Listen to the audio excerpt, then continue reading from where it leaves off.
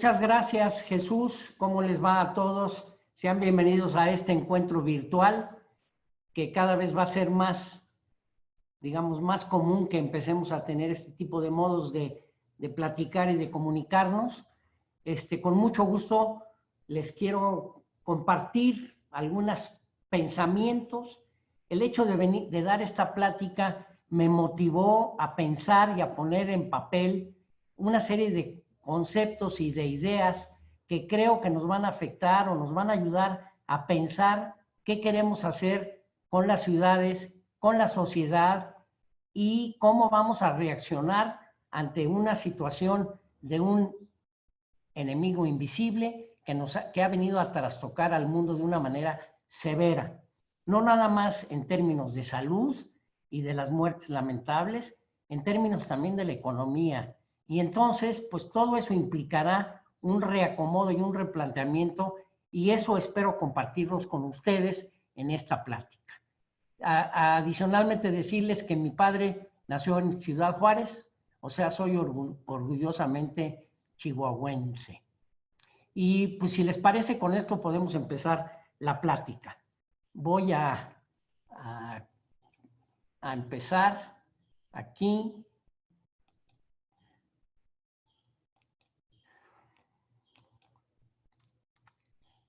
Empecemos con esta primera imagen, que bueno, esta es una imagen del grado de urbanización que tiene el país, el mundo, ¿no?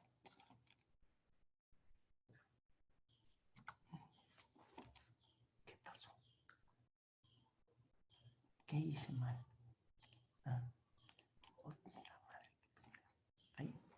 Bueno, empecemos con esta primera lámina, que básicamente es una imagen. ¿Ya? Empecemos con esta primera imagen. Es el grado de urbanización en el planeta Tierra. Si ustedes ven, pues es muy clara la concentración. ¿Dónde está? Europa es prácticamente una unidad. Estados Unidos, toda la parte noreste, pues es una sola isla. La Ciudad de México, abajo Argentina, Buenos Aires, Río de Janeiro, y bueno, algunas partes, obviamente China, la India, etcétera. Esto nos da una idea de cómo está el mundo hasta ahorita, digamos, hasta el siglo pasado, hasta diciembre de este año. Curiosamente, en este plano vamos a ver un aspecto importante. Las grandes urbes, las grandes metrópolis en el siglo XX estaban en los países desarrollados. En la parte final del siglo XX y el siglo XXI, las grandes urbes, las grandes megalópolis, o sea, poblaciones de más de 10, 15 millones de seres humanos viviendo un espacio, están sucediendo en países en vías de desarrollo. Ahí está la Ciudad de México, Sao Paulo, Buenos Aires, Lagos, El Cairo, Yakarta, etc. Y esto nos da una indicación y un poco la explicación, si ustedes quieren, del mito de lo que es vivir en la ciudad. La ciudad, la gran ciudad, igual a más oportunidades, mayor posibilidad de mejorar la vida. Y esto es un poco lo que ha pasado en el mundo, esto es un poco lo que ha sucedido y desgraciadamente ha sucedido a contrapelo de la madre naturaleza. Y de alguna manera nos dan un estate quieto con el coronavirus que estamos viviendo ahorita. He puesto esta frase de Luis Kahn que me llega porque me parece que resume muy bien, que dice que una ciudad es lo que un niño ve y decide ser lo que va a ser cuando sea más grande. Y por otro lado, Dejan Djurdjic nos dice que la ciudad más exitosa es la que tiene el mayor número de habitantes y la mayor opción de elección. Deduzco entonces que la mejor ciudad es la que ofrece de todo para todos. En eso estamos muy lejos, mucho, muy lejos, y algo tenemos que hacer para modificar este desequilibrio. Me parece que es importante retomar la visión de un barrio, retomar la visión del origen y destino de los desplazamientos y a lo mejor aspirar a que la mejor movilidad sea no moverse. Y en ese sentido yo quiero señalar aquí muy rápidamente unas imágenes de cómo la Ciudad de México, a partir de los 50 y 60, se desbordó de su propio municipio, de su propio distrito, hacia otras zonas periféricas. Y si ustedes ven, el avance ha sido tremendo. Hoy podemos decir que la Ciudad de México y el área metropolitana es como el águila y sol de la misma moneda. Si lo que hagamos en la zona amarilla y lo que hagamos en la zona roja, ¿sí? Es como un oxímoron. Dejamos de hacer algo en lo rojo y lo hacemos en lo amarillo y viceversa. Y en ese sentido, la visión de la ciudad tiene que cambiar radicalmente porque estamos metidos en un problema severo. No tenemos lo que se llama el hinterland, no tenemos las áreas de amortiguamiento ni de espacio necesario. Y en ese sentido tenemos que repensar la ciudad. Y por eso yo digo que a lo mejor tenemos un poco, aunque suene ilógico, destruir para reconstruir la metrópoli. En eso estábamos cuando de repente se aparece el diablo. Y la ciudad es fantasmas, la ciudad se convierte en un fantasma dominado por un enemigo invisible. Este enemigo invisible es este virus que es alentado por un consumismo despiadado, por justicia y oportunidades no parejas, por una concentración de la riqueza y una no distribución de la igualdad. Y entonces nos encontramos con este fenómeno.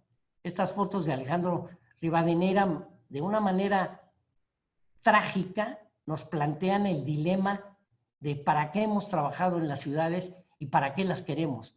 Las queremos como un escenario que no se utiliza, como un telón vacío.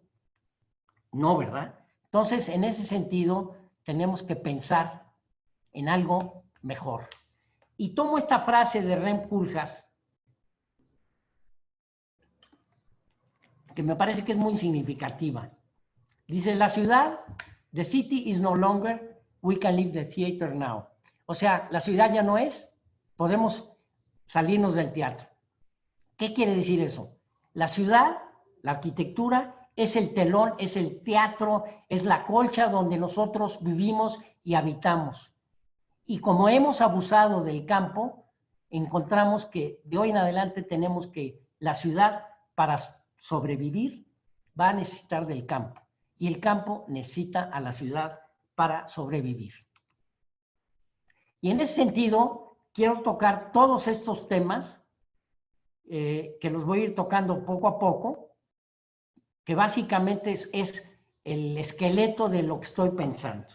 Empecemos con lo primero. Bueno, la primera llamada para el teatro de la vida. Para mí, este virus es una primera llamada de la escena que vamos a escenificar más adelante. Y la naturaleza nos está diciendo muy sencillamente, un meteoro eliminó a los dinosaurios, un pequeño microvirus puede destruirnos a nosotros. Entonces, o hacemos caso y entendemos que no podemos seguir estimulando el crecimiento insostenido de las ciudades y acabándonos con bosques y acabando con las especies animales, y tenemos que entender que somos miembros de un sistema, de un ecosistema, somos un animal más, quizás el más destructor, y tenemos que aprender a convivir con la naturaleza para que este planeta, que es nuestra nave, funcione. Y en ese sentido, quizás siendo un poco, digamos, viendo a lo largo, así como los países, las ciudades se pueden convertir en países, vamos a tener que empezar a pensar en términos de que somos terrícolas y tenemos que pensar en la tierra. Fíjense ustedes, el espacio urbanizado del planeta, según lo midan distintos geógrafos, puede ocupar el 2 o el 4% del planeta. O sea, insignificante, no es nada. Sin embargo, lo hemos hecho tan mal que estamos teniendo estos problemas de deforestaciones, de cambio climático, etcétera, etcétera. ¿Por qué? Porque los hábitos y lo cómodo, ¿no? Es muy fácil llegar a lograr estar en tu estado perfecto, en tu estado de confort y seguir explotando inmisericordiamente a los recursos. Se estimaba que para mediados de este siglo, el 75% de la humanidad viviría en ciudades. Se dice que hay como 30 ciudades en las que todo el mundo quisiera vivir. Todo esto antes del COVID, porque a lo mejor lo que va a suceder es que va a venir un replanteamiento hacia ciudades más pequeñas, qué sé yo. Y en ese sentido tenemos que, de alguna manera, retomar de la historia y ver un poco estas visiones de futuro, estas utopías, empezar a pensar en, por ejemplo, los metabolistas con Kurokawa en el diagrama de abajo, pensaba en una ciudad agrícola en donde pudiera estar la vivienda y el alimento ligados, o en algún momento dado las ciudades sobre las ciudades, o lo de Antonio Centilla aquí en la imagen de derecha, en donde con el cuate en 1919 tiene una visión explosiva de lo que puede ser la ciudad del futuro. Estas ideas simplemente son parte del legado que tenemos y tenemos que reinterpretarlas. O nos vamos a la nostalgia y a lo que todo el pasado era siempre mejor, y ese es un poco el reto, ¿no? Y claro, en estos dos ejemplos, aquí vemos en Florencia este gran ejemplo de arquitectura del Renacimiento, en donde es una calle, pero es un puente, pero atraviesa un río, conecta dos partes de la ciudad, tiene usos mixtos, vives y demás, y es un ejemplo, un modelo que se puede reinterpretar de alguna manera. O en algún otro momento podríamos pensar en cómo las ciudades se tienen que ganar lote por lote y calle por calle con trazos y pensando que efectivamente vamos a poder tener una ciudad más humana. Porque un poco lo que va a suceder en este siglo es las ciudades país. Yo digo que a veces los países empiezan a ser insignificantes y son más importantes las ciudades porque producen más y empiezan a ser como unos elementos por sí mismos posicionados. Y un poco la libertad en la que estábamos acostumbrándonos es a que yo podía ir a vivir y a trabajar a cualquier lado del mundo. Insisto, esto empieza a cambiar. Esta imagen de la ciudad feudal que atendía y resolvía todos los problemas es un poco a la mejor a lo que hay que empezar a replantear. Y en la imagen de Tenochtitlán, bueno, pues es una imagen poética, era una ciudad que era país y vean lo que hemos hecho con la naturaleza. Si no aprendemos de esto, pues estamos perdidos. Y por otro lado, lo que es una realidad es que las luchas por la libertad, la igualdad y producen las migraciones, las oportunidades en donde están. Y por eso yo apelo a que empecemos a tratar de pensar en una comunidad terrícola. Y contra eso, el fenómeno que puede ayudarnos es el de la democracia, porque los nacionalismos se ligan con los autoritarismos y nosotros siempre estaremos peleando por la emancipación humana, porque haya mejores oportunidades parejas para todos, un poco por irnos actualizando, autoactualizando, logrando los niveles de primero alimentos, primero techo, luego educación, luego oportunidades, etcétera. Un poco la jerarquía de valores de Maslow, que te habla de cómo el ser humano, para realmente emanciparse, tiene que llegar a un estado de autoactualización. Y en ese sentido también, un poco lo que yo decía antes, de que la ciudad depende del campo, creo que esto es fundamental. Si no entendemos que el campo le sirve a la ciudad y la ciudad al campo, es decir, ¿qué caso tiene que traigamos mantequilla de Holanda si en México hacemos muy buena mantequilla? ¿O qué caso tiene de que necesitemos tener una reunión y tenemos que movernos cuando lo podemos hacer de esta manera? Cosas que van a empezar a cambiar y tenemos que entender que de alguna manera la ciudad y su hinterland y la interdependencia de insumos es lo que te va a permitir tener una ciudad que tenga una escala humana. Y yo digo que de alguna manera el barrio es la clave de lo que tenemos que empezar a intentar. Si nosotros pensamos en una zona con usos mixtos, diversificada, bien hecha, podemos empezar a adquirir esa autosuficiencia. Y de alguna manera, la ciudad moderna depende de estas tres cosas: trenes, torres y árboles. O sea, no es nada descabellado pensar que pueda haber edificios de alimentación ligados a los edificios de oficinas y de vivienda. Es decir, parece un poco una locura, pero yo creo que estamos muy cerca de empezar a experimentar este nuevo futurismo, que además sería fascinante en términos de qué imaginación podemos tener para otro tipo de ciudad. No la megaciudad, sino las microciudades interconectadas, como satélites.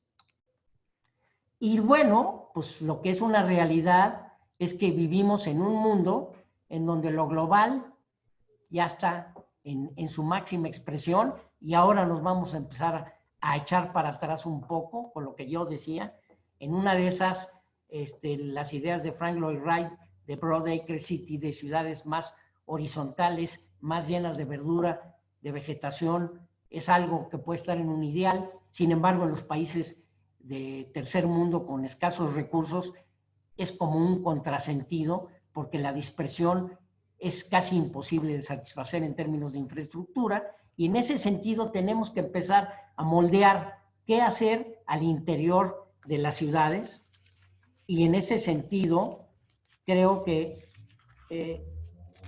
debemos de pensar que si nosotros intentamos reconstruir, reciclar, reutilizar, renovar, son un poco los términos de lo que vamos a tener que estar pensando.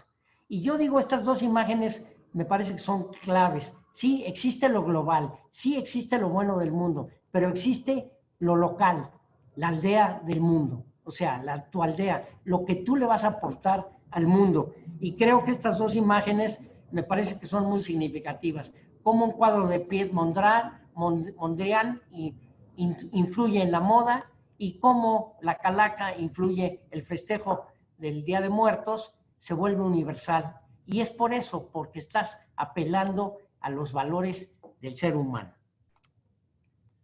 Entonces, yo digo que lo que debemos de intentar es una jerarquización y reafirmación de valores. ¿Qué valores tenemos? ¿Cuáles son los que nos son comunes? ¿Cómo los vamos a valorar o a potenciar? ¿Y cómo vamos a tratar de disminuir las diferencias? Yo pongo esto de aplanar la curva, que es lo que está de moda ahorita. Pues sí, lo que debiéramos de aplanar es la curva de la desigualdad. Y en ese sentido deberíamos de ser más sapiens y menos homos.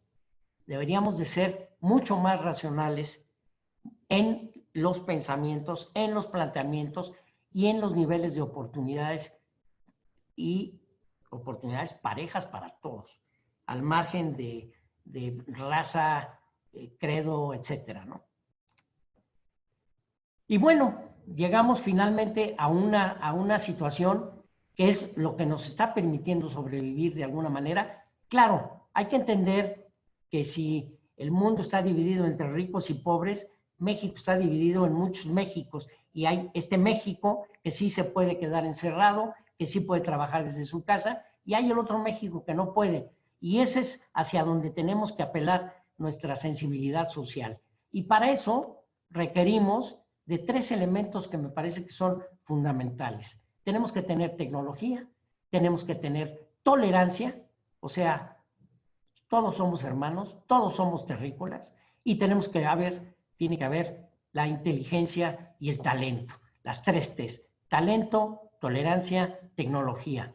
Y evidentemente hay una realidad que es la inteligencia artificial, que está teniendo un desarrollo enorme y no debe de asustarnos que haya robots, o sea, que haya vida rutinaria que la hagan otras geces, otros seres, otros prótesis nuestras, y que nosotros tengamos la capacidad para realmente tener una introspección y tratar de ser mucho más solidarios. Bueno, en este momento, evidentemente, aquí es cómo nos vamos a mover en este mundo de incertidumbre. Bueno, pues la imagen de la Susana Distancia, que me parece muy acertado el concepto, muy pegajoso, porque si no es Susana Distancia, el pariente es Aquiles Contagio, ¿no? Aquiles Contagio. Y eso lo que quiere decir es que tenemos que confiar en el otro. Tenemos que confiar en el otro. Tenemos que ver al otro. Tenemos que ver a nuestro vecino. Tenemos que ver a nuestro barrio. Tenemos que estar confiando en que lo que estamos haciendo es no nada más por nuestro bien, sino por el bien del otro. Y obviamente este concepto de comunidad sin cercanía es un libro que yo leí de Melvin Weber que me pareció fascinante. ¿Cómo se podría tener comunidad sin tener cercanía? Y bueno, eso es lo que estamos viviendo. Está el coworking, está el co-living, están empezando a haber una serie de reuniones y de actividades que están pudiendo ser realizadas gracias a estos avances tecnológicos. Y finalmente, es decir, una cosa es lo virtual y otra cosa es la realidad. Es decir, podemos vivir en estos dos mundos, pero lo que no vamos a evitar es que somos seres humanos y necesitamos tocarnos, olernos, estar en gregarios y disfrutar un buen taco de aguacate en el caso mexicano y disfrutar de los Zooms y las presentaciones y las pláticas virtuales en las que estamos aprendiendo a trabajar todos. Para eso, pues, obviamente, en los despachos de arquitectos, de urbanistas, se va a venir una revolución en cuanto a la forma de trabajar. A lo mejor podemos, si vemos que hemos resultado ser más eficientes en el uso del tiempo con estas nuevas plataformas, pues podremos tener más tiempo para pensar en planos, en planes, y de alguna manera entender que de lo que se trata es que la ciudad y la arquitectura estén penetradas una con otra en las diversas escalas, que entendamos para qué sirven los espacios públicos, y este plano de Noli, de Giambattista Noli, es buenísimo, es la Roma del Renacimiento, y básicamente vemos cómo se van intercalando los filtros que se necesitan tener para ir definiendo los espacios públicos, los semipúblicos, los privados, y qué espacios son singulares y cuáles son repetitivos. Y la ciudad debería de tener, un poco como la ropa interior, espacios small, medium, large y extra large. Tenemos que tener una variedad enorme de espacio público que sea utilizado. El otro punto fundamental, pues, es la sustentabilidad. Creo que no podemos pensar en que las ciudades sigan creciendo porque no las vamos a poder llevar con la infraestructura. Ahora nos enfrentamos a un problema temporal, espero, o empezará a haber otra manera de moverse, porque por la incertidumbre mucha gente no va a querer viajar en transporte público, que es a lo que le hemos apostado y le hemos fallado porque no hemos hecho lo suficiente. Entonces, a lo mejor los Ubers o el carro guiado van a empezar a tener posibilidades de movimiento. Desde luego, pues los drones, ¿no? O sea, ¿cómo vamos a empezar a tratar de tener una autosuficiencia sin estar dependiendo de otras fuentes? Y en ese sentido, las ciudades hay que verlas por arriba y por abajo, desde luego a nivel de calles como se viven, pero por arriba nos permite ver la necesidad de que tiene que haber estos espacios de amortiguamiento, estos espacios de alimento espiritual y de alimento, digamos, de alimento de comida, que la ciudad no puede estar, digamos, sujeta a que no haya insumos suficientes. Y yo digo que redimensionemos lo nuestro. Y doy como ejemplo esta imagen de una parte de la Ciudad de México que me es muy, muy cara, que la quiero mucho, donde vivo, y que básicamente nos está reflejando lo que hace 100 años de la Lama y Basurto planearon para una colonia en donde tuvieron la virtud, la visual, la visión, la enorme visión de dar banquetas grandes.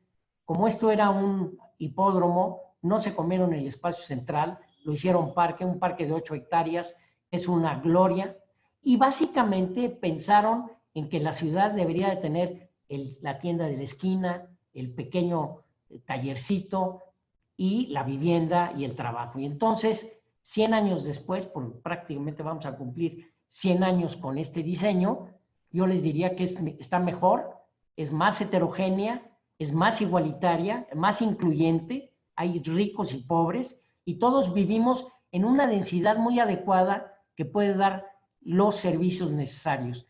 Y en ese sentido, bueno, pues ahí están las ciudades, por ejemplo, Chelsea en Inglaterra, en Londres, o París, o Medellín, que tienen densidades similares a las nuestras y en donde la vida es buena.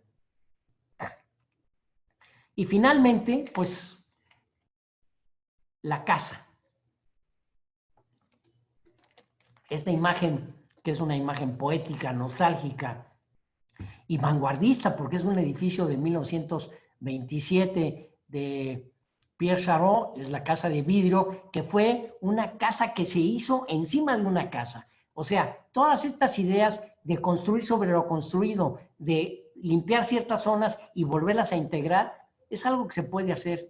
Y esto pues, es un hogar, y como decía Luis Barragán, mi casa es mi refugio y es en donde estamos casi todos ahora. Y bueno, pues con eso, y mandándoles un saludo de Le Corbusier, que siempre pensó en la ciudad y un poco la invitación a ver cómo podemos hacer que nuestras ciudades sean más justas, más bellas, más eficientes. Si les parece, con esto podemos abrirnos a las preguntas. Y entonces, en ese sentido... Arquitecto, Azumani nos pregunta, ¿cuáles serán los nuevos roles del arquitecto en la próxima década?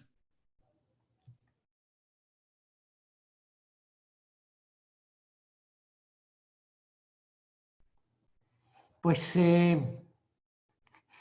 los nuevos roles, pues yo creo que el rol que hemos tenido siempre, hacer proyectos en donde la gente pueda desarrollar su vida de la manera más normal, más cotidiana. Yo creo que la arquitectura existe porque hay problemas que hay que resolver. La arquitectura no existe para crear por crear. Yo pienso que con las nuevas tecnologías, con una mayor profundidad en el humanismo y entender mejor cómo se relacionan los millennials, qué quieren.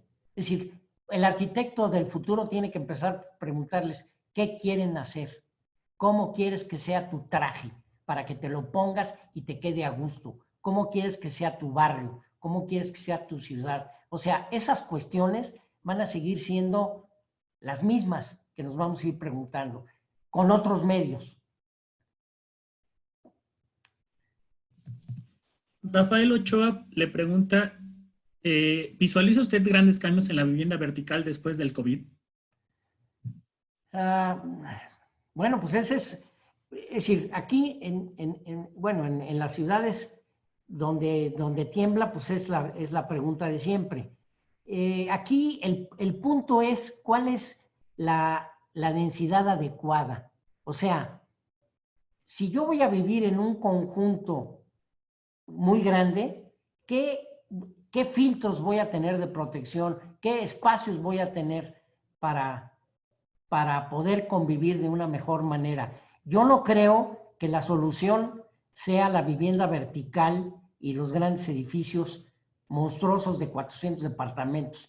Yo creo que todo va a tener que redimensionarse a una escala más adecuada. Si nosotros pensamos que con 4 niveles en espacios razonables, con medidas, digamos, razonables, en un espacio de 70 hectáreas podemos vivir 80,000 gentes, no veo por qué tengamos que irnos al verticalismo.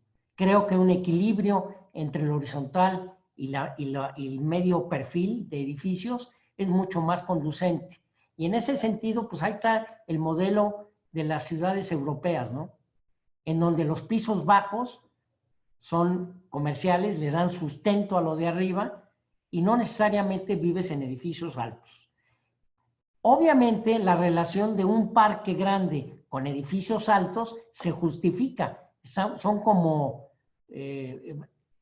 ahora sí que le van como anillo al dedo. Un gran espacio abierto, pues para que se comparta por más gentes, debe de estar rodeado de edificios altos. Pero tiene que hacerse en esa visión. No me parece que la solución sea construir edificios altos viendo al segundo piso o a los periféricos. Paulina Denise le pregunta cómo lograr reconstruir la segmentación urbana y a su vez social con la que vivimos en la actualidad. ¿Cómo? ¿Me lo repites? Pues no lo oí muy bien. ¿Cómo lograr reconstruir la segmentación urbana y a su vez social como la vivimos en la actualidad? Pues justamente lo que yo decía al principio, tenemos que exponenciar nuestras capacidades sociales de solidaridad, de inclusión, no de segregación. Tenemos que aprender a ver al otro, no nomás hacia nosotros, sino al conjunto, ver a nuestro vecino y de esa manera entender que podemos tener más puntos en común en donde relacionarnos que las divergencias, ¿no?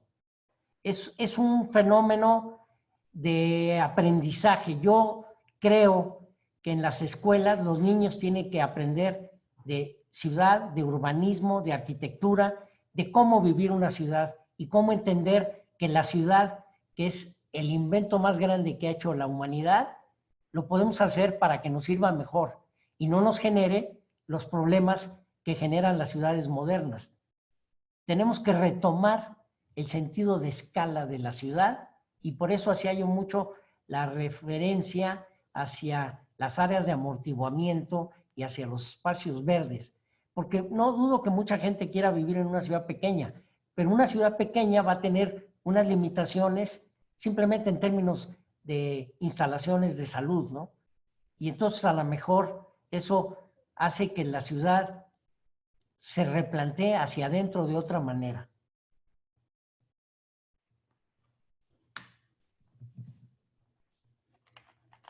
Nos preguntan qué opina de que los barrios siempre han tenido un papel protagónico y que se ha perdido un poco en darle esta importancia y cómo rescatarlos para que sean vivibles. Bueno, pues yo digo que la esencia de la ciudad es la casa, la calle, es decir, la banqueta, la calle, la esquina. Y en ese sentido, el barrio es el centro de una mínima célula de convivencia, pero se ha roto, o sea, se ha desproporcionado. Calles que tenían edificios de 2 pisos ahora los tienen de 5, 10, 15, y entonces en ese momento se rompió totalmente ese equilibrio urbano. Y yo creo que eso hay que retomarlo en la reconstrucción, en el replanteamiento de los barrios. O sea, no creo que vaya a haber muchas opciones de nuevas ciudades, sobre todo en México, pero sí de reforzamiento de ciertos barrios de la ciudad que necesitan rejuvenecerse. Y doy como ejemplo digamos, la Condesa. Después del 85, mucha gente se fue y llegaron los jóvenes. Llega la gente joven con una visión diferente de cómo usar la calle, la banqueta, la ciudad, y poco a poco se fueron apropiando de espacios. Entonces, ¿cómo hacer más vivible la ciudad?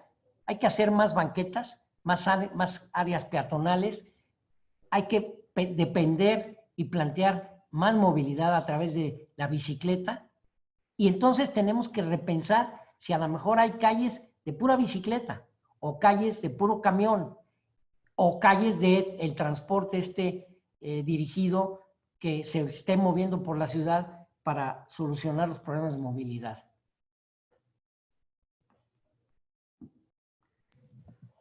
¿De qué manera cree que se transformará la arquitectura al terminar la pandemia? Nos preguntan. Bueno, pues lo estamos viendo, es decir, el regreso a la normalidad pues va a ser usar el 25% de los restaurantes, de los espacios, y los otros no se usarán. Las oficinas, que eran antes espacios abiertos, a lo mejor ahora van a empezar a reformarse a unos pequeños nichos en donde haya más protección. Todo esto mientras no exista una vacuna. Y para la vacuna pueden pasar 2 años. Y podemos estar con este virus invisible, desastroso, no sé, 6 meses más o 1 año más. Y vamos a tener que aprender a salir a la calle con el tapabocas y a estar en una distancia importante, ¿no? Es decir, desgraciadamente nosotros los mexicanos que nos gusta el abrazo y el apapacho y la mano, pues vamos a tener que parar un poco y reaprender a llevarnos en la cercanía espiritual, de corazón, de otra manera, pero que se refleje en los hechos. Yo creo que la salida es ver al otro, ver a tu vecino. Hilda Vega pregunta, ¿la forma de enseñar la arquitectura debe cambiar a partir de hoy? No, yo creo que los cursos de historia, de cultura arquitectónica, de teoría de la arquitectura se tienen que actualizar. Yo lo que creo es que el estudiante de arquitectura tiene que estar empapado de la cultura en la que está inmerso. Tiene que oír música, tiene que leer, tiene que ir al teatro, tiene que ver la pintura, la escultura, entender a diferenciar el mal gusto del buen gusto y de alguna manera procurar adquirir el buen gusto. Y eso se adquiere a través del roce cultural. Me parece que si queremos medir a la arquitectura con un rasgo de eficiencia, una parte de esa eficiencia tiene que ser lo bello, porque la arquitectura es y será siempre para emocionar, para crear un estado superior y aspirar a la felicidad. Omar Adame hace una pregunta con respecto a que hoy más que nunca es necesario el espacio libre en jardines, y esto cómo afectará a la vivienda moderna.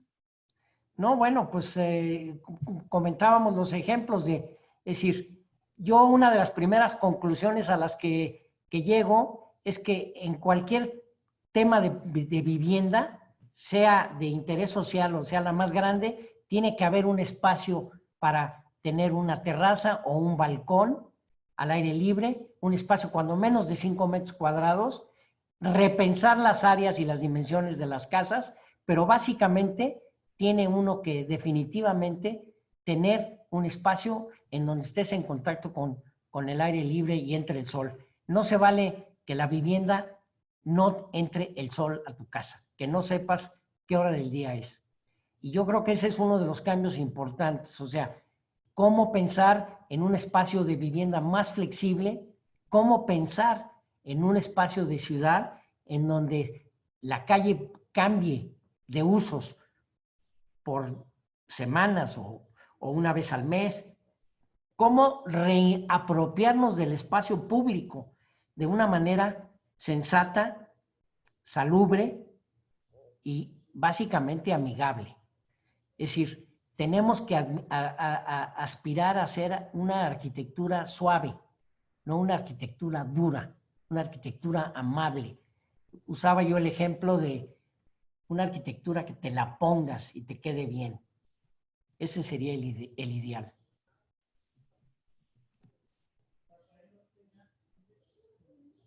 No te oigo. Rafael Ortega, en las ciudades, ¿cómo cree que podemos retomar las áreas verdes y de recreación con estos problemas de crecimiento en las ciudades?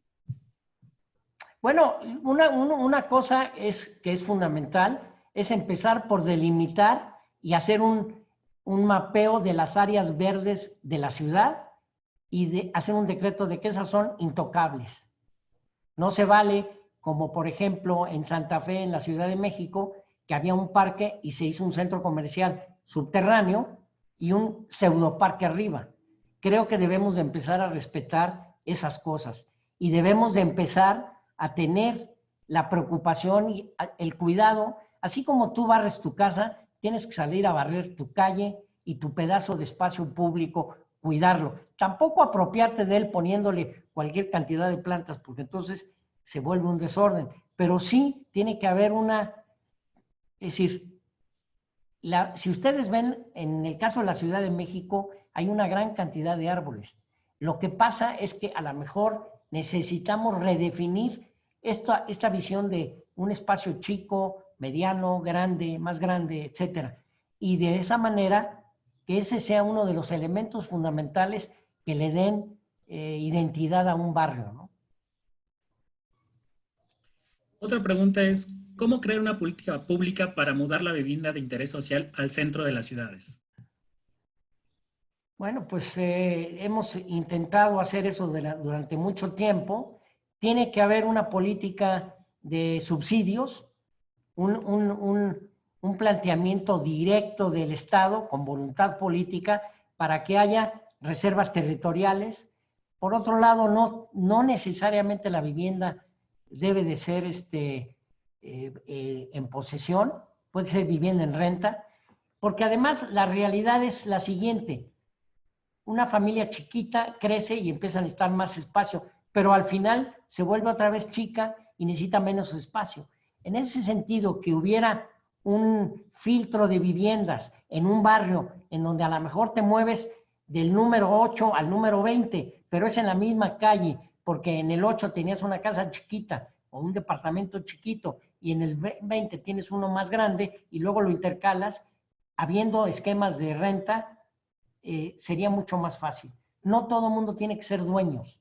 Y eso un poco nos lo están enseñando los millennials. A ellos no les interesa poseer ni coche. Bueno, el coche es algo que va a desaparecer, o a lo mejor reaparece, pero de otra manera que no nos hemos imaginado. Pero en fin, no hay necesidad de poseer. Y en ese sentido, sí hemos cometido el pecado del consumismo, de que las cosas nos poseen a nosotros y no nosotros a las cosas. Entonces, ahí hay un cambio de filosofía importante de vida de ciudad.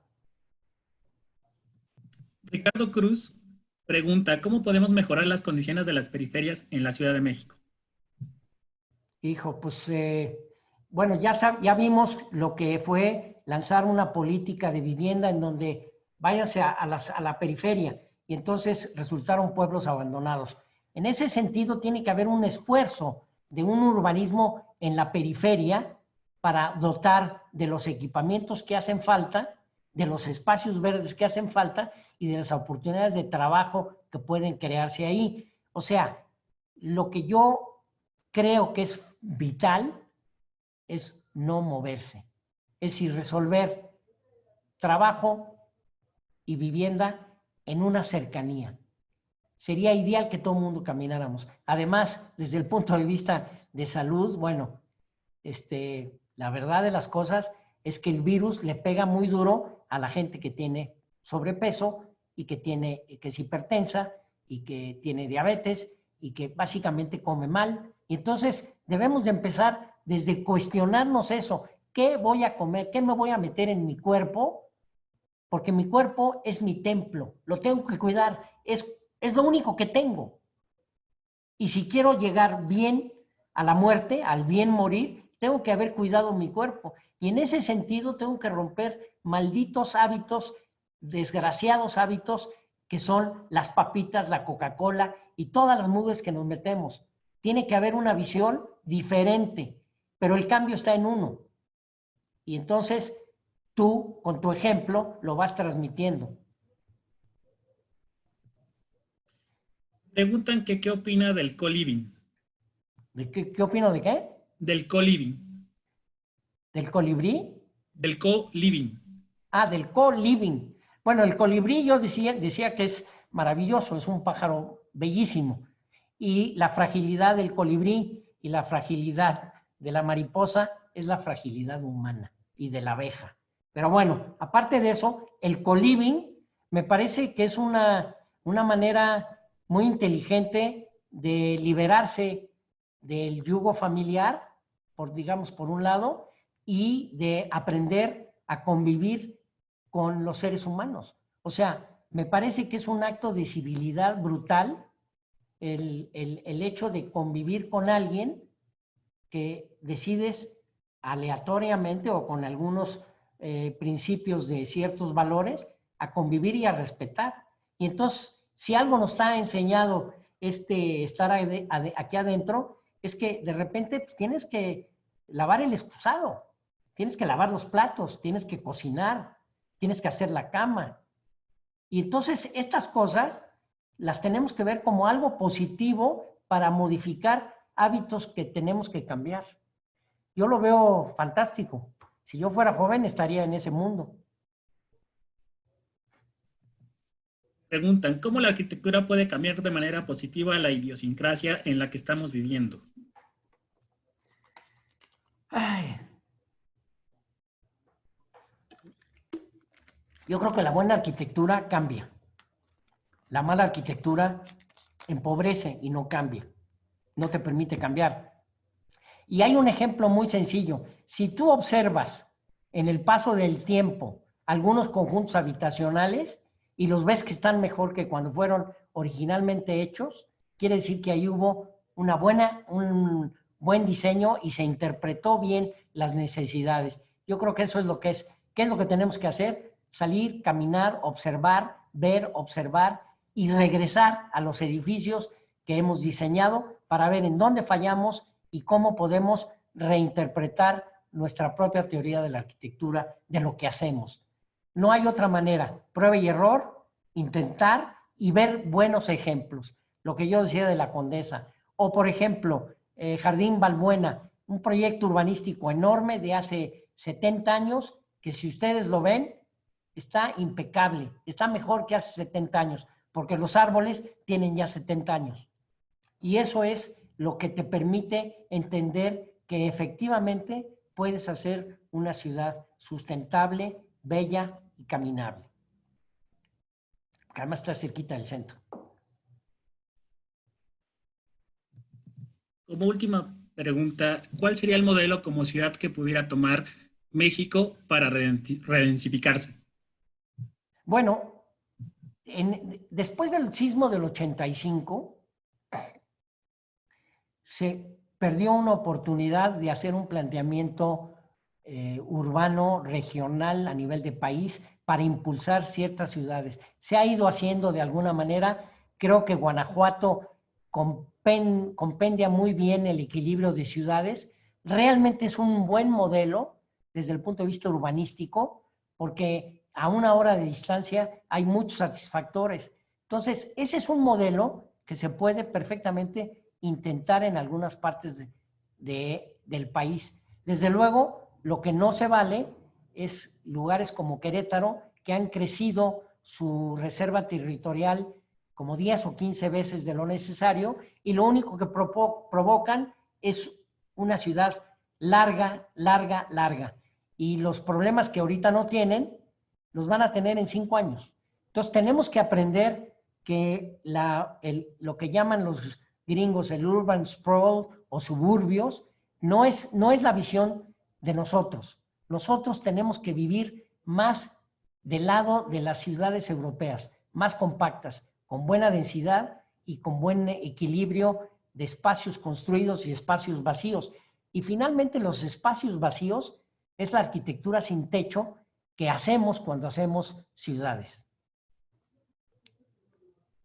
Pues. Félix, excelente presentación. Muchísimas gracias.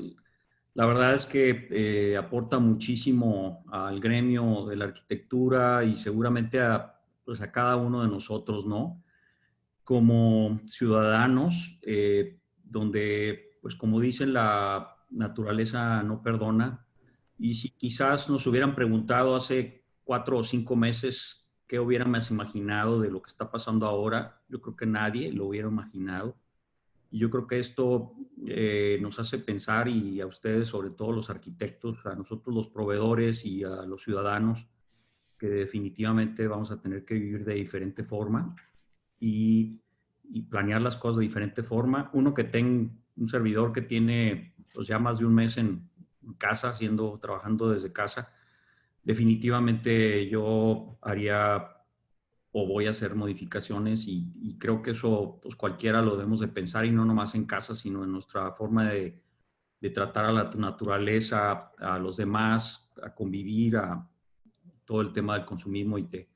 Pues te agradecemos muchísimo, Félix, tu participación. Sí. Te agradezco. Quería yo rematar con, adelante. con una cosa que me parece importante para terminar. Dice, la arquitectura debería de estar social y culturalmente orientada. O sea, tenemos que estar social y culturalmente orientados. Es el espacio del hombre. Esto se ha perdido. Y esta es la oportunidad. Volver a ver esto como el espacio del hombre. Y para ello, las crisis, esta económica, ambiental, permiten dar ese cambio esperanzador.